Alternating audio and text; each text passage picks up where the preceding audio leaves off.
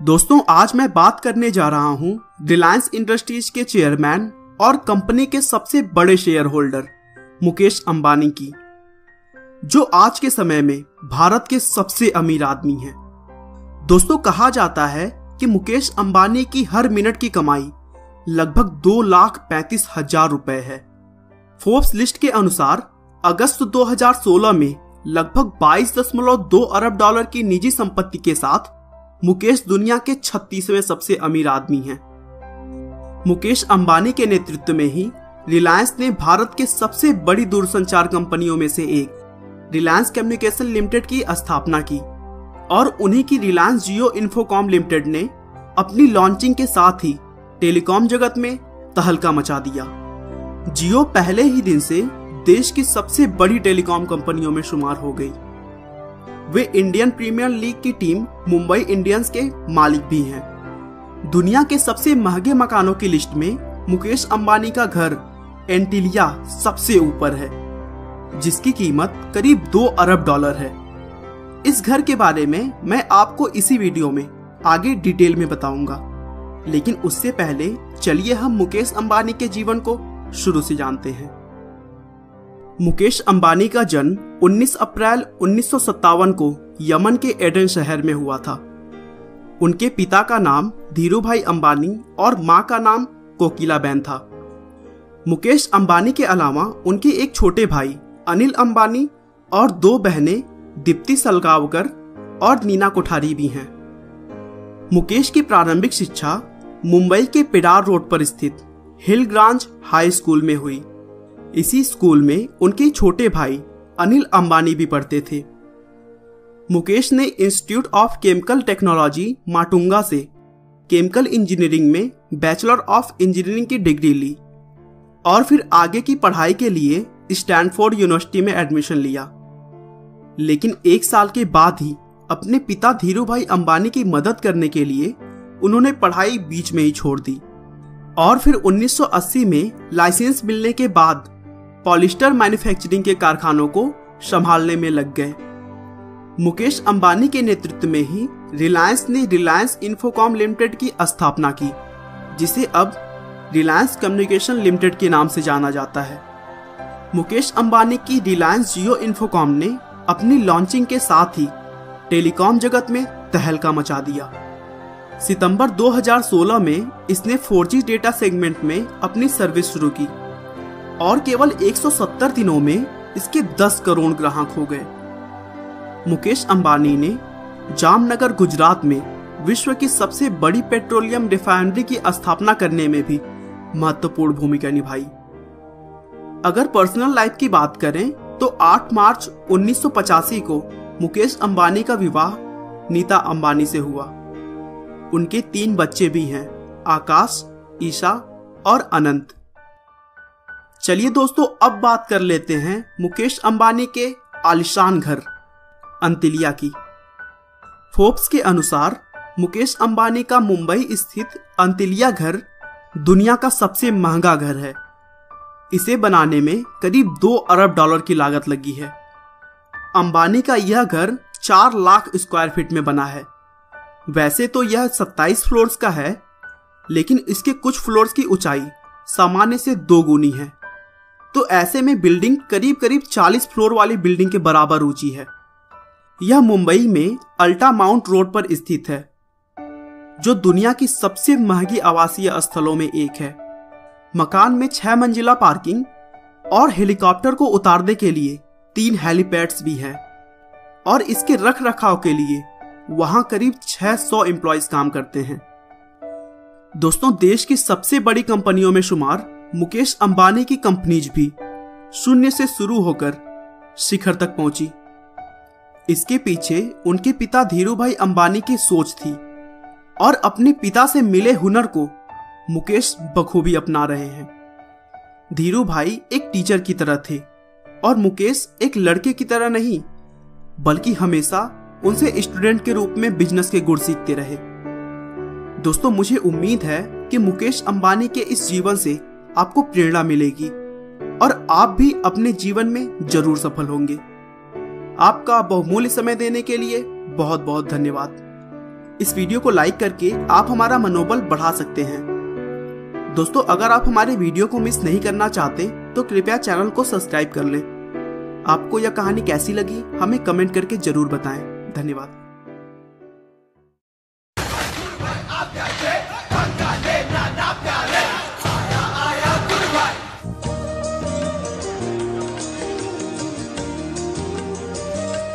हर साल 19 अप्रैल को गुजरात के द्वारिकाधीश मंदिर में इसी तरह एक 52 गज की ध्वजा फहराई जाती है। मुराद मांगी जाती है द्वारिका से 175 किलोमीटर दूर चोरवाड़ गांव के एक शख्स के लिए, जो भारत से बाहर यमन में जन्मे थे, पर उनकी मेहनत का पसीना जामनगर में सोना उगल रहा है। उनकी कंपनियों की कुल लागत अब 1,17,000 करोड़ रुपए है। वो देश के सबसे रईस बिजनेसमैन हैं, दुनिया के 22वें सबसे अमीर व्यापारी हैं और एशिया के दूसरे सबसे अमीर कारोबारी हैं। वो कोई और नहीं बल्कि मुकेश धीरूभाई अंबानी है।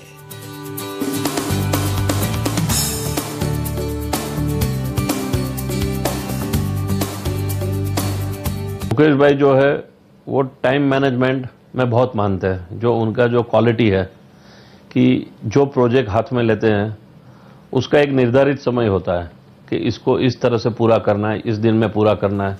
गुजरात के मोद व्यापारिक समुदाय से ताल्लुक रखने वाले मुकेश अंबानी के पिता धीरूभाई एक छोटे से गुजराती गांव चोरवाड़ से मुंबई आए थे। पर आज मुकेश अंबानी के पास मुंबई में दुनिया का सबसे महंगा घर है, 10,500 करोड़ रुपए का घर। ऐसा घर जिसे चलाने के लिए एंटिला प्राइवेट लिमिटेड नाम की एक कंपनी है। 27 मंजिला इस घर में दुनिया की हर चीज है जो बड़े बड़ों को नसीब नहीं होती, पर मुकेश अंबानी ने इसे भी होम बनाया है, हाउस नहीं। तो सब रिलेटिव को मिलते हैं और बात करते हैं। यमन में धीरूभाई एक पेट्रोल पंप में नौकरी करते थे। 19 अप्रैल 1957 में जब मुकेश का जन्म हुआ तो पिता मुंबई आए। मुकेश के जन्म के साथ ही भारत के सबसे बड़े कारोबारी घराने की नींव पड़ी। जैसे जैसे मुकेश बड़े होते गए उनके पिता का व्यापार बढ़ता गया, पर देश के सबसे अमीर आदमी का बचपन मुंबई की एक साधारण सी चौल में 2 कमरे के मकान में गुजरा। हम इसमें मुंबई के उसी जय हिंद सोसाइटी में हैं जहां कभी धीरूभाई अंबानी अपने परिवार के साथ 2 BHK फ्लैट में रहा करते थे। जय हिंद का यही वो कमरा है 4th फ्लोर का, जिसमें धीरूभाई अंबानी, मुकेश अंबानी, अनिल अंबानी और उनकी बहनें पैदा हुई थी। 2 भाइयों और 2 बहनों में सबसे बड़े मुकेश ने अपनी शुरुआती पढ़ाई घर के पास बने हिल गैनेज स्कूल से की। हम इसमें उर्मी आंगन नाम की जिस इमारत के सामने खड़े हैं, 5 साल पहले यहाँ हिल ग्रेंज हाई स्कूल हुआ करता था, जिसमें न सिर्फ मुकेश अंबानी बल्कि अनिल अंबानी और उनके खास दोस्त आनंद जैन ने भी इसी स्कूल से पढ़ाई की है। उनको फुटबॉल खेलने का बहुत शौक था और इसी हिल ग्रेंज हाई स्कूल के प्रांगण में जो मैदान है वहां मुकेश अंबानी अपने दोस्तों के साथ फुटबॉल खेला करते थे। मुकेश और बड़े हुए तो पिता के पॉलिएस्टर का कारोबार कंपनी में बदल गया था। विमल का ब्रांड बड़ा होता जा रहा था। धीरूभाई के कुछ बड़ा करने का सपना हर गुजरते दिन के साथ और बड़ा होता जा रहा था। मुकेश ने केमिकल इंजीनियरिंग करने के लिए यूनिवर्सिटी ऑफ बॉम्बे में दाखिला लिया और परिवार मुंबई की उषा किरण बिल्डिंग में रहने आ गया। वहाँ से वो एडन से बॉम्बे आए और बॉम्बे में जैन एस्टेट में रहे। फिर बाद में इसका वो प्ले स्कूल जो बाल मंदिर बोलते हैं वो इसके सेम बिल्डिंग में हुआ था। फिर प्रिंसेस स्ट्रीट में कुछ इन्फेंट स्कूल थी, वहाँ पे बाल मीन्स नर्सरी के लिए गए। फिर बाद में वो लोग अल्टव्यू में शिफ्ट हुए और अल्टव्यू में से वो उषा किरण में गए। मुकेश अंबानी ने केमिकल इंजीनियरिंग के साथ पिता के कारोबार में हिस्सा लेना शुरू कर दिया था। अपनी पढ़ाई आगे बढ़ाने के लिए मुकेश स्टैनफोर्ड विश्वविद्यालय गए। वहां उन्होंने MBA कोर्स ज्वाइन किया, पर 1980 के बाद उन्होंने पढ़ाई छोड़ दी। मेमोरी बहुत शार्प है और नाम से लोगों को बुलाते हैं, वो भूलते नहीं है। आपको 5 साल के बाद मिलेंगे, 10 साल के बाद मिलेंगे, और क्योंकि उनका जो नेचर है वो जिसको भी मिलते हैं वो खुल के मिलते हैं और दिल से मिलते हैं। तो जिसको दिल से मिले होते हैं वो भूल नहीं सकते, तो उनके साथ चाहे वो प्रोफेशनल आदमी हो तो वो प्रोफेशनल तरीके से उसको जानेंगे, चाहे पर्सनल मिले तो पर्सनल रिलेशन से जानेंगे। तो ये उनकी मेमोरी में खास है और मैथमेटिक्स उनका बहुत पावरफुल है, तो वो हिसाब से सब चीज़ उनके दिमागी कंप्यूटर में रहता है। भारत आने के बाद मुकेश पूरी तरह पिता के साथ व्यापार में लग गए। 1981 में उन्होंने औपचारिक तौर पर रिलायंस कंपनी ज्वाइन की और धीरे धीरे परिवार के पुश्तैनी धंधे को बड़ा किया तो पेट्रोकेमिकल के क्षेत्र में कदम बढ़ाए। छोटे भाई अनिल भी साथ में थे। वो थोड़ा मौज मस्ती वाले, पर मुकेश बेहद संजीदा, पर अपनी पसंद को लेकर बेहद आक्रामक। Nothing is impossible, you make it possible, ये जो धीरू भाई का मंत्र था, इसके ऊपर मुकेश भाई का और एक चीज मैं कह सकता हूं कि जो आप सोचते हो उसको शेड्यूल से पहले कैसे करके दिखाते हो, वो एक उनकी सोच है खुद की, कि टाइम मैनेजमेंट में वो बहुत मानते हैं और नई सोच लाने की, नई टेक्निक लाने के लिए वो हमेशा देखते हैं कि भाई एक प्रोजेक्ट लग गया पर उसको मॉडिफिकेशन कैसे करते रहे। तो ये एक उनका कंटिन्यू थॉट प्रोसेस रहता है। ऐसा नहीं कि मुकेश अंबानी का मतलब सिर्फ बिजनेस ही है। मुकेश की जिंदगी में वो भी हुआ जो हर आदमी की जिंदगी में होता है, यानी प्यार। मुकेश की पत्नी और उनकी मुलाकात फिल्मी कहानी की तरह लगती है। धीरू भाई और अपने पिता के कहने पे नीता मुकेश अंबानी से मिलने इसी उषा किरण बिल्डिंग में आई थी। जैसे ही उन्होंने फ्लैट का दरवाजा खोला, अंदर सफेद शर्ट और काली पैंट में मुकेश अंबानी खड़े थे। नीता को एक बार सहज ही विश्वास नहीं हो रहा था कि एक इतना बड़ा इंसान उनके सामने खड़ा है। नीता अंबानी साधारण परिवार की लड़की है। उनकी मां लोक नृत्य की गुरु थी और भाई का मन संगीत में लगता। नीता अंबानी ने 5 साल की उम्र से ही कथक सीखना शुरू कर दिया था। तो जब 20 की उम्र में उन्हें अंबानी परिवार ने नवरात्रि के मौके पर हुए एक सांस्कृतिक कार्यक्रम में देखा तो देखते ही रह गए। अंबानी परिवार अपनी तमाम मशरूफियत के बावजूद लोक कला और पारंपरिक रीति रिवाजों का बड़ा शौकीन रहा है। तो हुआ ये कि उस फंक्शन के दौरान ही धीरू भाई ने बेटे के मन की बात पढ़ ली। उन्होंने वहां मौजूद लोगों से नीता के घर का फोन नंबर पता कर लिया। उस समय मोबाइल का जमाना नहीं था, वरना धीरू भाई अंबानी वहीं से सीधे मोबाइल से फोन करते। उन्हें घर लौटना पड़ा और घर पहुंचकर उन्होंने लैंडलाइन से सीधे नीता के घर फोन कर दिया। नीता, जो कि तब अंबानी नहीं थी, उन्होंने लैंडलाइन फोन उठाया। धीरू भाई अंबानी ने कहा, मैं धीरू भाई अंबानी बोल रहा हूँ। नीता ने कहा रॉन्ग नंबर और फोन रख दिया। धीरू भाई अंबानी ने दोबारा फोन मिलाया। उन्होंने कहा, मैं धीरू भाई अंबानी बोल रहा हूँ। उस समय उनका देश में बहुत नाम था, सभी लोग उन्हें जानते थे। नीता को भरोसा नहीं हुआ कि उन्हें क्यों धीरू भाई फोन करेंगे। उन्होंने कहा कि अगर तुम धीरू भाई हो तो मैं भी एलिजाबेथ टेलर हूं, और फोन रख दिया। नीता के पिता को एहसास था। उन्होंने नीता से मामला पूछा। तब तक तीसरी बार घंटी बज चुकी थी। नीता के पिता और धीरू भाई की बात हुई।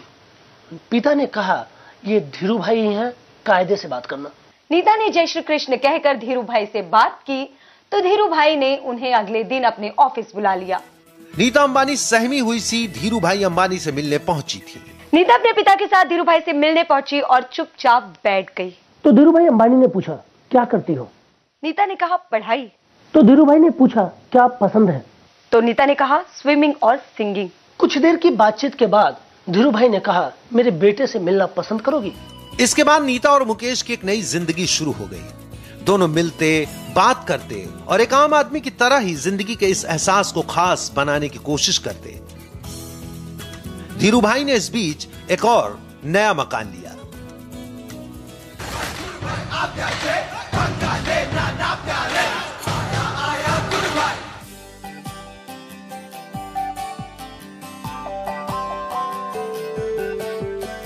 मुकेश अंबानी जहां एक तरफ अपने परिवार के बिजनेस को हर रोज आगे बढ़ा रहे थे,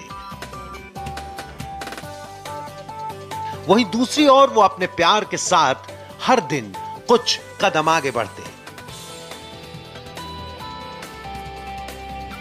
मुकेश के काम करने का तरीका ऐसा कि उन्हें घर के लिए वक्त बहुत कम मिलता।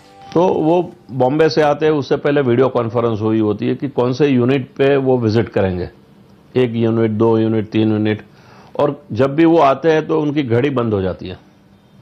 He will not look at it the watch, कितने बजे वो कभी परवाह नहीं करते हैं। वक्त की कमी के बावजूद मुकेश ने नीता पर भरोसा पुख्ता कर लिया था। एक दिन शाम को जब नीता और मुकेश मुंबई में घूम रहे थे अपनी कार में, तो मुकेश ने रेड लाइट से आगे गाड़ी बढ़ाने से इनकार कर दिया। मुंबई के इसी पेडर रोड पे मुकेश अंबानी और नीता अपनी कार में सवार थे। आज की तरह उस दिन भी यहाँ पर सिग्नल रेड हुआ। मुकेश की गाड़ी रुकी। मुकेश ने बेहद फिल्मी अंदाज में नीता से पूछा, क्या तुम मुझसे शादी करोगी? नीता शर्मा गई। कुछ ही देर बाद सिग्नल खुला। पीछे से गाड़ियों के हॉर्न की आवाज आने लगी।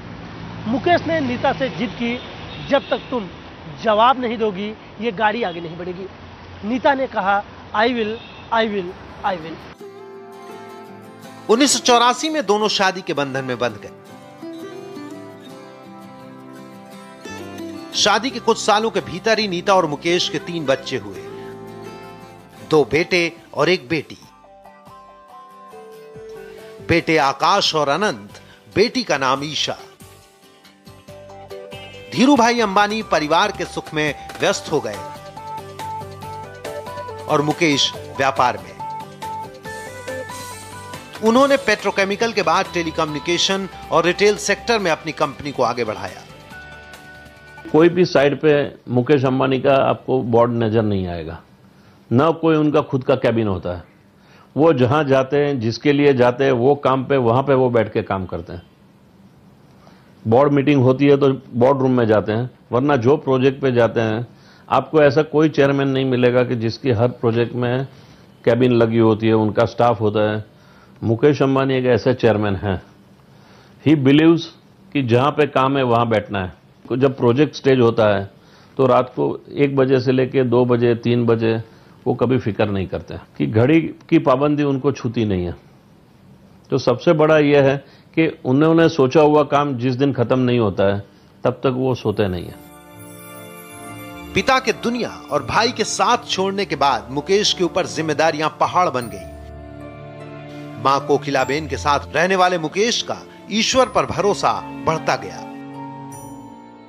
श्री नाथद्वारा जी द्वारकाधीश और तिरुपति में काफी बिलीव करते हैं और मैं मानता हूं कि हर महीने वो पब्लिसिटी से दूर रहते हैं, बट बहुत ही रिलीजियस है।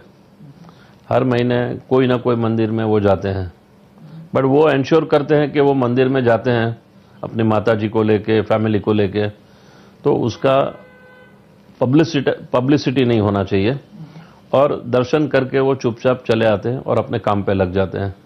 वो मानते हैं कि जो भी कुछ हो रहा है उसके पीछे भगवान की शक्ति चल रही है। तो he is a very deep religious person. भगवान पर भरोसा तो उनकी अपनी आस्था है, जिसे उन्होंने परिवार पर कभी नहीं लगा। परिवार के साथ हमेशा घूमने फिरने के लिए वक्त निकाला। जंगल सफारी उनका पसंदीदा शगल है। और खाने के लिए उनकी दीवानगी ऐसी कि कुछ भी कर गुजरे। खाने में बहुत देशी गुजराती हैं, मैं बोल सकता हूं। उनके खाने में गाठिया खाते हैं, जलेबी खाते हैं, उड़ीपी रेस्टोरेंट में जाते हैं, पाव भाजी खाने तारदेव जाते हैं। आकाश, अनंत और ईशा पढ़ाई के साथ मुकेश के ऐसे कदमों में शामिल हैं जिनकी सामाजिक और सांस्कृतिक अहमियत है। पत्नी नीता अक्सर रिलायंस के सामाजिक कदमों की अगुवाई करती दिखती हैं। मुकेश उन्हें इसके लिए बहुत समर्थन देते हैं, अपनी बिजनेस लाइफ से वक्त निकालकर। उनका एक चेकलिस्ट होता है कि आज क्या फॉलोअप करना है, क्या रिव्यू करना है। एवरी मंडे वो एक रिव्यू करते हैं, दूसरे दिन दूसरा रिव्यू करते हैं। तो सुबह से वो जब उठते हैं घर में, तब से वो फ़ोन कॉल्स उनके चालू हो जाते हैं रिमाइंडर के लिए, वर्क के पेंडिंग वर्क के लिए। तो हम लोग को भी मॉर्निंग में फ़ोन आ जाता है। जैसे धीरूभाई के टाइम पे 9 बजे फ़ोन आ जाता था कि भाई इसका क्या हुआ, ये काम का क्या हुआ। ऐसे मुकेश भाई भी अपने मेमोरी में वो रखते हैं कि भाई किसको क्या काम दिया हुआ है, कहाँ पे पेंडिंग है। तो उसका वो फॉलोअप जानते हैं कि मैंने लास्ट मंडे को क्या रिप्लाई किया था और चौथे मंडे में मैं कहाँ खड़ा हूँ। मुकेश आज भी हर सुबह अपनी मां के पैर छूते हैं। कहीं आने जाने से पहले मां कोकिलाबेन से आशीर्वाद लेकर ही आते जाते हैं। और धीरू भाई अंबानी के पूरे कुनबे को उन्होंने जोड़ कर रखा हुआ है, वो चाहे बहनें हो, मौसी हो या फिर और दूसरे रिश्तेदार।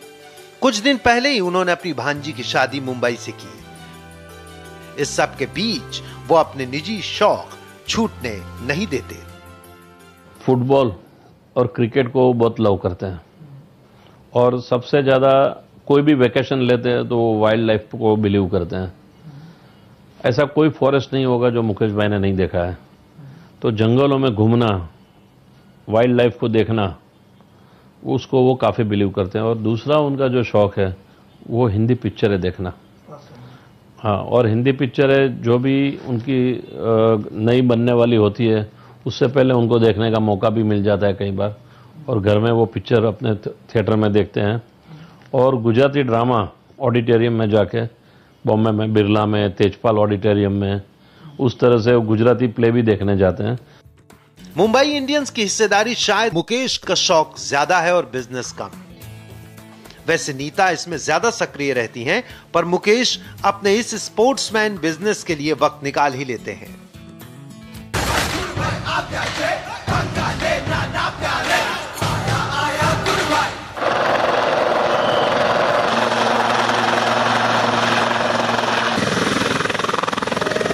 चोरवाड़ से निकला मामूली सा परिवार अब जब चोरवाड़ जाता है तो पूरा कस्बा उनके लिए थम जाता है। यहाँ आकर भाइयों के विरोध भी दूर हो जाते हैं और देवरानी जेठानी का गरबा हिंदुस्तान को नए संदेश देने लगता है।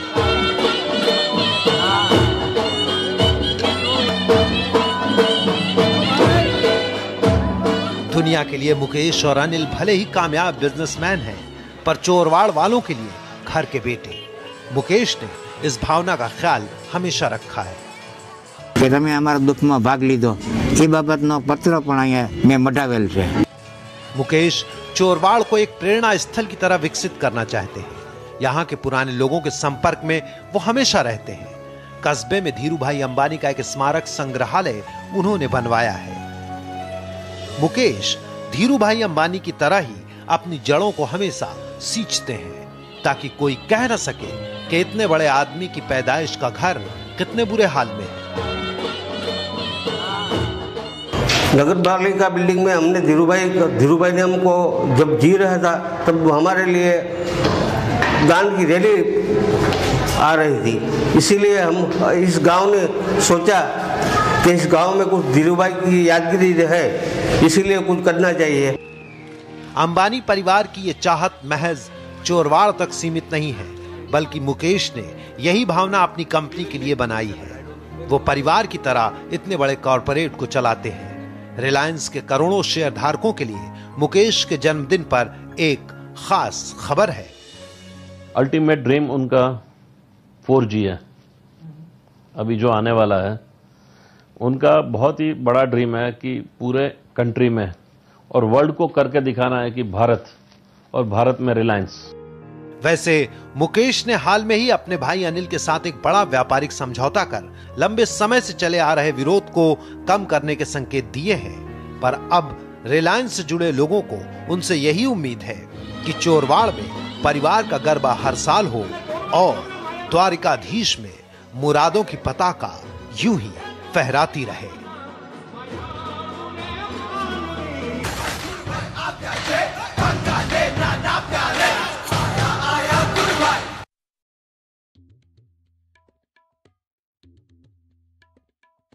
"15 Things You Didn't Know About Mukesh Ambani." Welcome to alux.com, the place where future billionaires come to get inspired.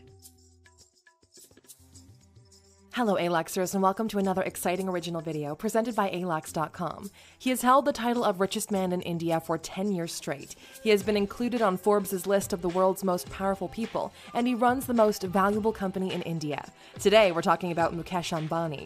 Mukesh Ambani was born April 19, 1957. His father was an entrepreneur who started several businesses, eventually creating a company called Reliance. When Mukesh was older, he joined his father in his business that mainly dealt with textiles, polyester fibers, and petrochemicals. Mukesh expanded the company into the field of communications technology, and he has also led the creation of the world's largest grassroots petroleum refinery. When Mukesh's father died in 2002, he took over the majority of the business and became the chairman, managing director, and largest shareholder of Reliance Industries Limited. In 2016, he launched his own smartphone brand called LYF, and it has quickly become the third largest selling mobile phone brand. Reliance continued to become more and more profitable until it became the most valuable business in India in 2017. Mukesh has been married to his wife Neeta since 1985, and they have 3 grown children named Anant, Akash, and Isha. His net worth as of 2017 is $31.1 billion. If you're new here, welcome. Be sure to subscribe and follow us on Instagram at Alux. Okay, that's enough with the background. Let's get to the 15 things you didn't know about Mukesh Ambani. Number 1. He owns an armored BMW 760i. Being the richest man in India, Mukesh feels the need to secure himself as much as possible. He values security so much that he's willing to part with $1.4 million for a customized armored BMW 760i, specially designed in Germany. The car is bulletproof and can protect against explosions. The armored base coat alone costs $300,000. A large part of the high cost comes from the 300% import duty that India requires for armored cars. He had the most expensive car registration at the time in India, at a price of $251,000. He was also number 57 on the global waitlist for the armored Mercedes-Benz S-Guard, which he purchased in 2015. Number 2. Mukesh's parents set him up with his future wife. Mukesh's wife, Neeta, could not have imagined that one dance would change her life so much. Neeta has a passion for dance and was dancing in a cultural show when she captured the attention of Mukesh's parents. They were so convinced she would be a good match for their son that they got Neeta's phone number. When Mukesh's father called her, Neeta thought it was a prank and hung up on him. His father kept calling back until Neeta finally realized he was who he said he was. It was then the courtship between Mukesh and Neeta began. Number 3. He is a vegetarian. Mukesh is a strict vegetarian. At times, this is conflicted with business. For example, in 2013, Reliance had plans to launch a fast food chain called Chicken Came First that was similar to Kentucky Fried Chicken, but the vegetarian stockholders protested. Instead, he ended up banning all non-vegetarian products from his Reliance retail chain, which affected about 100 stores. Number 4. He proposed to his wife in his car. Mukesh and Neeta were taking a drive in Mumbai, as they usually did, when Mukesh suddenly stopped the car in the middle of the road. As cars were backing up behind them, he turned to Neeta and asked her to marry him. She stared back at him in stunned silence, so he said, "Tell me now or I won't start the car." She said yes, and she later joked that she only agreed to avoid a traffic jam. Number 5. He owns the most expensive home in the world. Mukesh built a 27-story residential skyscraper he named Antilia, with a building cost of $1 billion. It's the most expensive home in the world, as long as you don't count Buckingham Palace. It has a multi-story garage that can hold up to 168 cars, and it has 3 helipads on the roof. The lobby has 9 elevators, and the home includes a spa, terraced gardens, a temple, a 2-story recreation center, a ballroom, private gym for each family member, and a 50-seat movie theater. A staff of over 600 keep the home running, and it was the first house in the world to exceed the net worth of $1 billion. Number 6. His favorite vacation spot is in South Africa. When Ambani takes a break from his busy work life, he likes to spend time with his family at Kruger National Park in South Africa.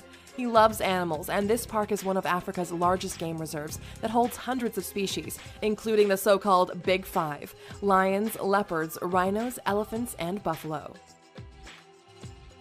Number 7. He dropped out of Stanford. After receiving his BE degree in chemical engineering from the Institute of Chemical Technology in Mumbai, Mukesh came to the United States and enrolled in an MBA program at Stanford. However, he decided to drop out of Stanford to help his dad build up his company, Reliance. Number 8. The Indian Navy and the Environment Ministry objected to his home. Mukesh's house caused a lot of controversy when it was built. Some of the objections were in regards to the great show of wealth in such an impoverished nation. Other official objections came from the Indian Navy, who stated they would not permit the construction of helipads on Mumbai buildings. The Environment Ministry also objected to the helipads, saying they would violate local noise laws. There have also been concerns that the 168-car garage constitutes an illegal car park. Number 9. His company contributes almost 5% of the total tax revenue of India. Reliance Industries has been an incredibly successful conglomerate that recently has become the most valued firm in terms of market valuation. As of 2017, the company has assets totaling $110 billion. The company is vital to the economy of India, especially since they contribute nearly 5% of the total tax revenue to the government. Number 10. He was not born in India. Although most people assume he was born there, Mukesh was actually born in Yemen. His father moved the family to Bombay the year after Mukesh was born so that he could work on starting his own spice business. If you're interested in finding out more about India, click the top right-hand corner to watch our video of the 15 things you didn't know about India. Number 11. He wants to be a teacher. At a 2017 interactive session at the India Today conclave in Mumbai, Mukesh admitted that he had planned to perhaps become a professor before his father brought him into the family business. Now, at the age of 60, he's revisiting that ambition. He said that both he and his wife will be involved in education in the coming years, and he hopes to become a teacher in some capacity. Number 12. His father's legacy is what drives him. His father, Dhirubhai Ambani, started the Reliance Company in 1966 as a small textile manufacturing business and built it up alongside his sons. When he passed away in 2002, he split his empire between his sons, who went on to achieve individual success. Mukesh says his company is still his father's, whose spirit is timeless. He said his father gave him a mandate and it was very satisfying to fulfill it and preserve his father's legacy. Number 13. He was the first person in India to buy a Maybach 62. The Maybach 62 has a top speed of 155 miles per hour and goes from 0 to 100 in 5.4 seconds. Ambani was the first person in India to buy a Maybach 62 when he purchased the car as a gift for his wife's 50th birthday for around $500,000. Number 14. He owns a highly customized vanity van. The stairway entry of the van leads into a 30-square-foot usable area, including 2 luxury bedrooms, a large meeting room and a small meeting room, a kitchen and a sky lounge on the roof. It's also perfect for hot Mumbai days as the power air conditioning system cools the entire space in just 22 seconds. The van is bulletproof and fireproof. At about $5 million, it is now the most expensive vehicle in his collection. Number 15. He gave his wife a $62 million jet for her birthday. What does the richest man in India get his wife for her 44th birthday? A $62 million jet, custom fitted with an office, music systems, satellite television, a master bedroom, a bathroom with multiple showers, and a bar with mood lighting. Now that you've learned more about Mukesh Ambani, do you think it's wrong for him to live so extravagantly when there's so much poverty in his country? Let us know what you think in the comments. And here's a bonus fact for those of you still with us. As a child, Mukesh was given a nickname that stuck through the years with his friends and family. That nickname is Muku. Thank you for spending some time with us, A-Luxer. Make sure to subscribe so you never miss a video. If you want more, we handpicked these videos you might enjoy, or head over to alux.com for the best in fine living content on the planet. Be a part of the largest community of luxury enthusiasts in the world and tell your story.